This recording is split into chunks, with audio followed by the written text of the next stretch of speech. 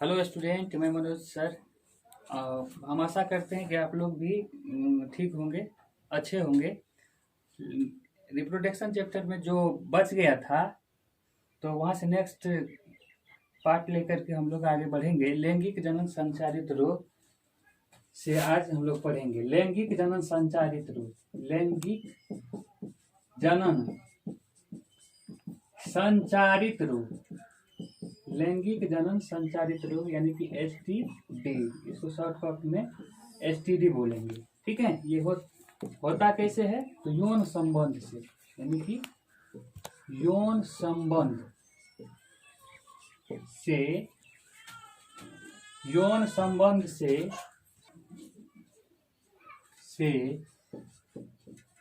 होने वाला रोग, तो यौन संबंध से होने वाला रोग लैंगिक जनन संचारित रोग कहलाता है।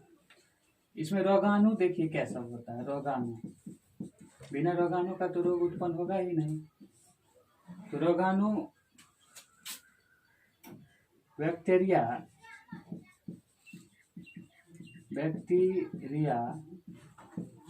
प्रोटोजोआ,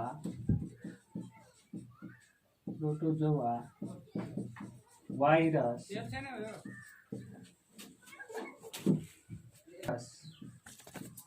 यीस्ट आदि से लैंगिक जनन संचारित रोग फैलते हैं। तो हम लोग पढ़ेंगे कि बैक्टीरिया से किस तरह का रोग होता है। बैक्टीरिया से, तो बैक्टीरिया से देखिए क्या सब रोग होता है। बैक्टीरिया से गोनोरिया, सिफिलिस, यूरेथ्राइटिस तथा सर्विसाइटिस होता है। बैक्टीरिया जनित रोग गोनोरिया, सिफिलिस, यूरेथ्राइटिस तथा सर्विसाइटिस।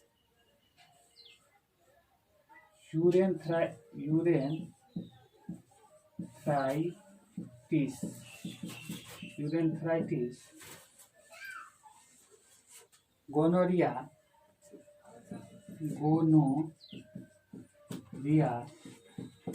सिफिलिस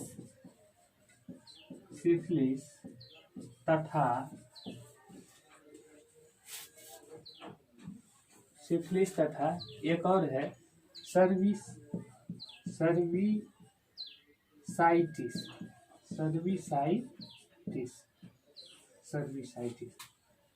तो दोस्तों, ऑब्जेक्टिव में पूछता है कि बैक्टीरिया से कौन सा रोग होता है, तो ऑप्शंस में अधिकतर आता है गोनोरिया। ठीक है, तो ध्यान दीजिएगा, गोनोरिया, सिफिलिस, यूरेथ्राइटिस, सर्विसाइटिस जो होता है वो बैक्टीरिया के कारण होता है। और आगे हम लोग पढ़ेंगे कि वायरस जनित रोग क्या है। तो वायरस जनित रोग क्या है? तो सर्विक्स कैंसर है। वायरस जनित रोग सर्विक्स कैंसर, वायरस जनित रोग है ना। वायरस जनित रोग जो है सर्विक्स कैंसर। और उसके बाद भी है जैसे कि हर्पिस भी होता है, एड्स भी होता है। तो हर्पिस और एड्स, इसको HIV कहते हैं।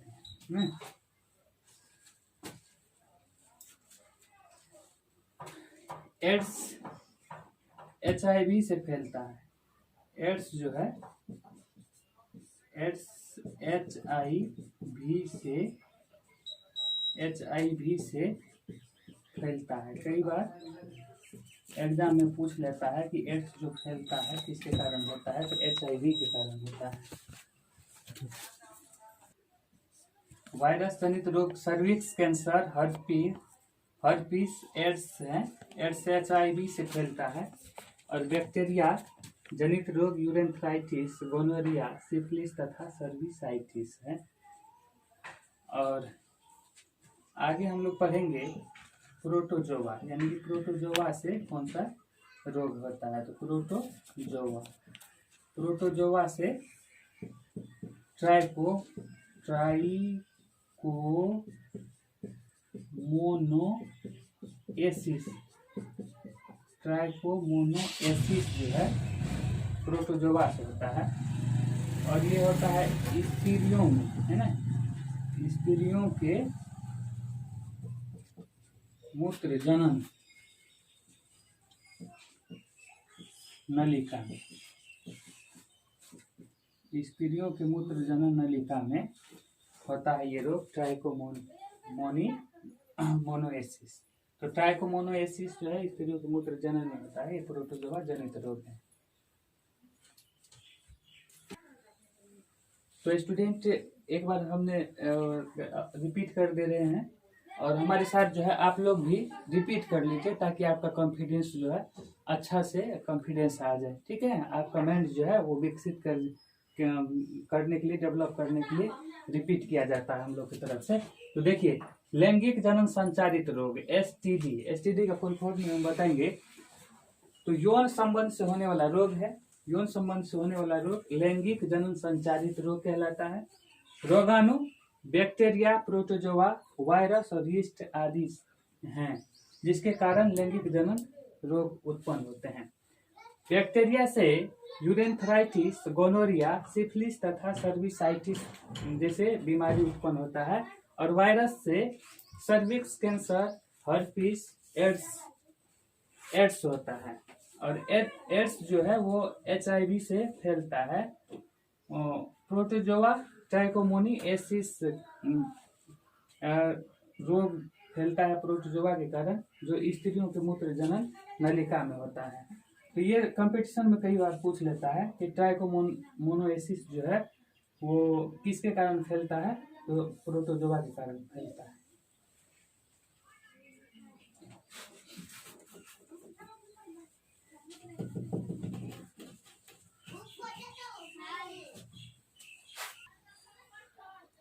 जनसंख्या को सीमित रखना ही जनसंख्या नियंत्रण कहलाता है। जनसंख्या नियंत्रण। तो जनसंख्या को सीमित रखना, जनसंख्या को सीमित रखना,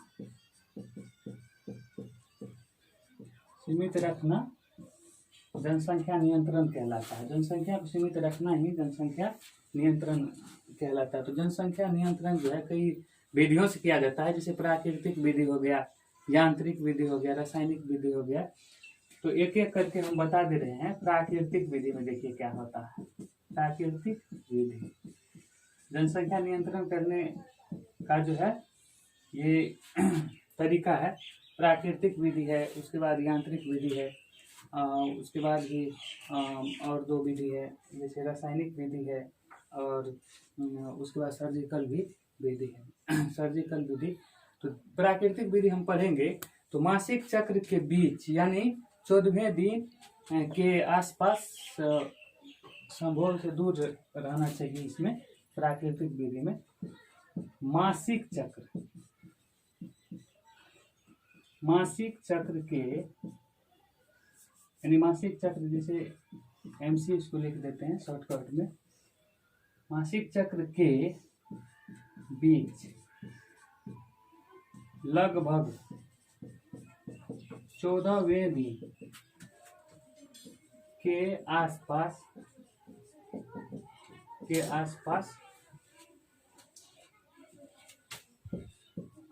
संभोग से दूर रहना चाहिए, ये सबसे सरल उपाय होता है। प्राकृतिक विधि मासिक चक्र यानी कि MC के बीच लगभग 14वें दिन जो है आसपास संभोग से दूर रहना चाहिए। यानी मासिक चक्र 28 दिन तक चलता है, तो 28 का आधा होता है 14 दिन। तो 14 दिन के आसपास जो है संभोग से दूर रहते हैं, पॉपुलेशन से दूर रहते हैं। तो क्या कहते हैं, वो जनसंख्या जो है वो नियंत्रित रहेगा, और जो बेबी है तो उसका प्लांटेशन नहीं होगा, यानी निषेचन ही नहीं होगा। तो बेबी का प्लांटेशन कहाँ से होगा, नहीं होगा। ये पहला जो है पहला विधि है। दूसरा होता है यांत्रिक विधियां। इसमें क्या होता है, यांत्रिक विधि में क्या होता है, इसको देखिए, यांत्रिक विधि। यांत्रिक विधि में होता ये है कि इसमें जैसे कुछ मार्केट में अवेलेबल है चीज़ें, जैसे कंडोम हो गया, ये पुरुष के लिए होता है, और स्त्रियों के लिए, पुरुष के लिए होता है, और स्त्रियों के लिए होता है डायफ्राम होता है, डायफ्राम होता है, कॉपर टी होता है, कॉपर टी होता है, और लूप भी होता है। तो लिख देंगे लूप, लूप आदि है जो मार्केट में अवेलेबल होता है। ये बहुत ही सरल तरीका होता है। और आगे सर्जिकल विधि होता है, जैसे पुरुष सर्जिकल विधि, विधियाँ, सर्जिकल विधियाँ। इसमें होता क्या है कि नसबंदी किया जाता है, नसबंदी किया जाता है, चाहे पुरुष हो या स्त्री हो, ठीक है, पुरुष स्त्री दोनों में नसबंदी किया जाता है सर्जिकल। और कुछ सामाजिक जागरूकता भी होता है, जैसे समाज को जागरूक करके भी जनसंख्या पर नियंत्रण जो है किया जा सकता है। और आजकल तो छोटे छोटे, जैसे कि तीसरा क्लास, दूसरा क्लास में भी दे दिया है कि रिप्रोडक्शन चैप्टर में, और बच्चे को भी अच्छे से आप समझाइए कि जनसंख्या को नियंत्रित कैसे किया जा सके, और मतलब बिना किसी भी प्रकार के भय से, यानी कि जितना बच्चे को दूर रखेंगे आप तो उतना गलत पर जो है वो बच्चा चल पड़ेगा।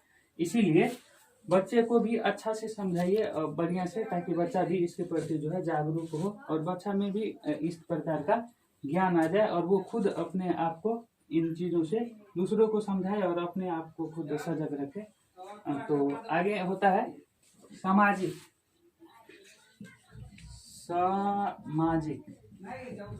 जागरूकता। सामाजिक जागरूकता के कारण भी यानी कि जनसंख्या पर नियंत्रण किया जा सकता है। जैसे प्रचार, समाचार पत्रों में प्रचार प्रसार करके लिख देंगे, समाचार पत्रों में प्रचार के माध्यम से या दूरदर्शन के माध्यम से, दूरदर्शन के माध्यम से, है ना।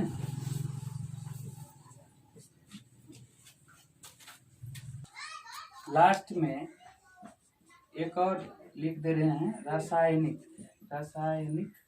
विधियां, है ना, रासायनिक विधियां।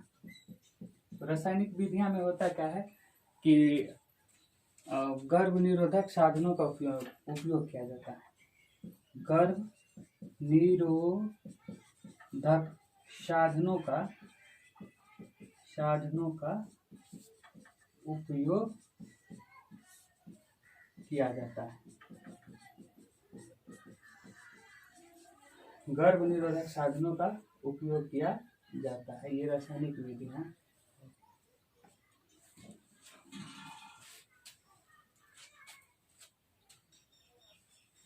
तो एक बार पुनः इसको रिपीट कर दे रहे हैं। जनसंख्या नियंत्रण, जनसंख्या को सीमित रखना ही जनसंख्या नियंत्रण कहलाता है। प्राकृतिक विधि, मासिक चक्र, यानी कि मासिक चक्र जो होता है, मेनेस्ट्रायल साइकिल, MC के बीच लगभग 14वें दिन के आसपास संभोग से दूर रहना चाहिए। ये प्राकृतिक विधि है। प्राकृतिक विधि में ये ऐसा होता है कि इसमें जो है किसी मतलब अपने आप को जो है थोड़ा बच के चलना पड़ता है, कि 14वें दिन के आसपास जो है संभोग से दूर रहना पड़ता है। प्राकृतिक विधि यही होता है। और यांत्रिक विधि कंडोम, जैसे ये पुरुष यूज करते हैं। स्त्रियों के लिए होता है डायफ्राम होता है, कॉपर टिप होता है तथा लूप होता है, जो अपने क्या कहते हैं गुप्तांग में लगा करके यानी कि वो निषेचन फर्टिलाइजेशन का जो है प्रोसेस अपना सकता है। और सर्जिकल विधियां होता है, नसबंदी इसमें होता है पुरुष और स्त्री दोनों के लिए। और सामाजिक जागरूकता ये एक ऐसा विधि है जिनसे लोग सोच समझ करके अपने आप में उनसे परहेज रह करके भी जनसंख्या नियंत्रण कर सकते हैं, जैसे समाचार पत्रों में प्रचार के माध्यम से, दूरदर्शन आदि के माध्यम से। रासायनिक विधियां गर्भ निरोधक साधनों का उपयोग किया जाता है इसमें। तो स्टूडेंट, अगर मेरा वीडियो आपको अच्छा लगता है तो आप लाइक कीजिए, कमेंट कीजिए और सब्सक्राइब कीजिए। ये नया चैनल है, मेरा अपना ही है, इसीलिए हमें सपोर्ट कीजिए और इस वीडियो को भी आप फैलाइए। इसके लिए धन्यवाद।